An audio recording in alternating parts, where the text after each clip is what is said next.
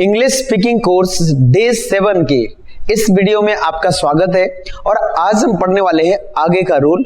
उससे पहले मैं आगे बढ़ूं, पहले पिछले रूल जो हमने पढ़ रखे हैं अभी तक उनको मैं आपको बता देता हूं, उसके बाद आगे के रूल मैं कंटिन्यू कर रहा हूं।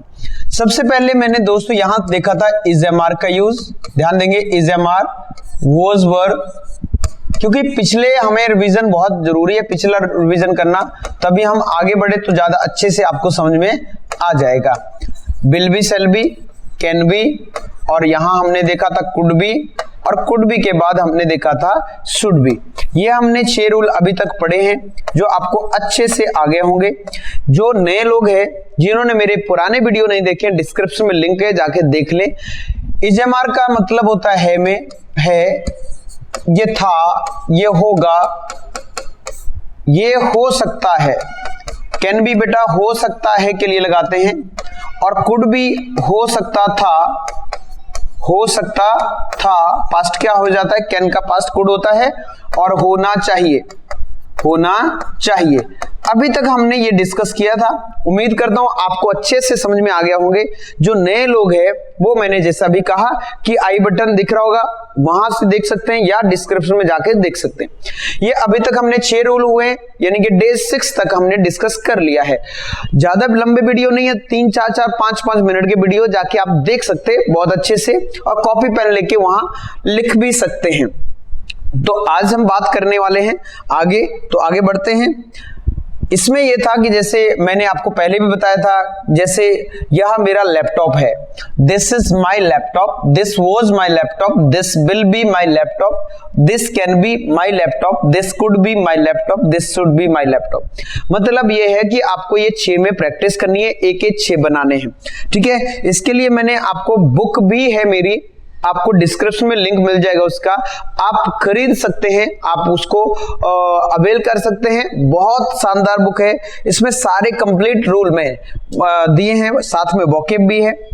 चलिए तो आज की वीडियो में बात करते हैं हैज और हैव की। ध्यान देंगे हैज और हैव, आज रूल नंबर 7 बात कर रहे हैं हम।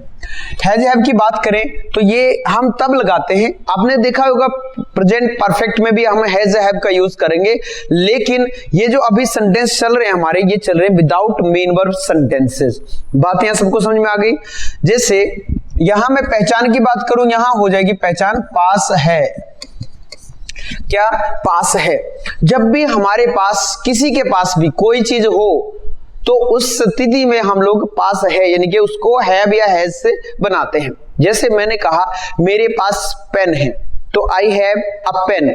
मेरे पास मोबाइल है, आई हैव अ मोबाइल। यदि आप सिंगुलर की बात कर रहे हैं, जैसे मैंने कहा I have book, I have book, ये गलत हो जाएगा, या ध्यान देंगे आई हैव बुक ये गलत है, आई हैव अ बुक, इसमें एक आर्टिकल लगेगा क्योंकि हम बुक क्या है, सिंगुलर है, और सिंगुलर चीजों के लिए ए और एन का यूज किया जाता है। ये तो आपको समझ में आ गया होगा, बात यहां सबको समझ में आ गई। चलिए आगे देखते हैं। तो कभी भी आप ऐसा नहीं रखना कि I have pen, I have mobile, I have a mobile. अब आगे देखिए, इसका रूल की बात करें तो सबसे पहले सब्जेक्ट और हैज हैव, उसके बाद ऑब्जेक्ट अदर वर्ड। बिल्कुल सिंपल सा रूल है, बिल्कुल सिंपल सा रूल है, ध्यान देंगे। ये 7 रूल चल रहा है हमारा। अब यहां यदि हम एग्जांपल की बात करें, जैसे मैंने कहा उसके पास पैसे हैं, पैसे है, उसके पास पैसे है। अब यहां उसके पास है पैसे, तो क्या हो जाएगा ही। अब यहां ही हैज या हैव 2 चीजें हैं, है प्लूरल के साथ, हैज सिंगुलर के साथ लगाएंगे, तो ही के साथ यहां हैज का यूज होगा, तो ही हैज मनी। अब आप बोलेंगे सर यहां तो आपने ए नहीं लगाया, मनी अनकाउंटेबल है, और अनकाउंटेबल चीजों के लिए ए और एन नहीं लगाया जाता है। आपको समझ में आ गया, ही हैज मनी। मैंने कहा मेरे पास किताबें हैं, अब बहुत सारी किताबों की बात कर रहे हैं, मेरे पास किताबें हैं। अब यहां क्या हो जाएगा, आई हैव बुक्स, अब यहाँ ए और एन नहीं लगेगा क्योंकि प्लूरल हो गया। तो इस तरह से आई हैव बुक्स। तो याद रखना प्लूरल होगा तो यहाँ हैव और सिंगुलर होगा तो हैज का यूज करेंगे। मैं वर्बली कुछ एग्जांपल लेता हूं, आप समझने का कोशिश करना। और एक और चीज जो दिक्कत करती है इसमें, जैसे मैंने कहा उसकी दो बहनें हैं, अब यहाँ पास नहीं आया लेकिन सेंस पास का ही मिल रहा है कि उसकी दो बहनें हैं, यानी कि उसके पास दो बहनें हैं, उसके दो दोस्त हैं, उसके पास दो दोस्त हैं, उसके दो बेटे हैं, उसके पास दो बेटे हैं, सेंस यही निकल रहा है। तो ऐसी स्थिति में भी हम क्या करेंगे, हैज हैव का ही यूज करेंगे। जैसे मैंने कहा उसके दो भाई है, उसके दो भाई है, अब पास नहीं आए यहां तो क्या हो जाएगा,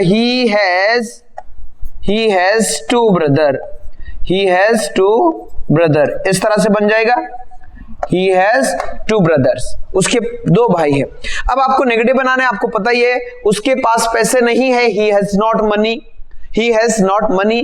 क्या उसके पास पैसे है तो हैज को पहले ले लो, हैज ही मनी, इस तरह से हो जाएगा। हम पढ़ते आए हैं तो नेगेटिव इंटेरोगेटिव आप अच्छे से समझ गए होंगे और इसका रूल भी अच्छे से समझ गए, कब हैज कब हैव लगाना है। मैं कुछ एग्जांपल आपको ऐसे ही बोलता हूं, आप समझने का प्रयास करेंगे। जैसे मैंने लिखा मेरे पास टीवी है, आई हैव अ टीवी। मेरे पास टाइम है, आई हैव टाइम। उसके पास टाइम है तो he has time, he has time हो जाएगा। मैंने कहा मेरे पास एक घर है, आई हैव अ हाउस, इस तरह से हो जाएगा। उनके पास, अब उनके आ गया तो यहां दे लग जाएगा। मैंने कहा उनके पास पानी है तो they have water, they have water, इस तरह से बन जाएगा। उसके पास नॉलेज नहीं है, उसके पास ज्ञान नहीं है तो he has not knowledge, he has not knowledge about whatever, कुछ भी आगे हो सकता है। इस तरह से आप बहुत सारे एग्जाम्पल इसके बना सकते हो। बोलचाल में काफी यूज किया जाता है। उसके बाद हम इसके पास्ट फ्यूचर कल हम डिस्कस करने वाले हैं, तो कल का वीडियो जरूर देखना। और यदि वीडियो अच्छा लगे तो लाइक करें, शेयर करें और चैनल पे आप नए हो तो सब्सक्राइब करें और बेल बटन को जरूर दबाएं ताकि हर वीडियो के नोटिफिकेशन आप तक पहुंचते रहें। बहुत बहुत धन्यवाद वीडियो देखने के लिए।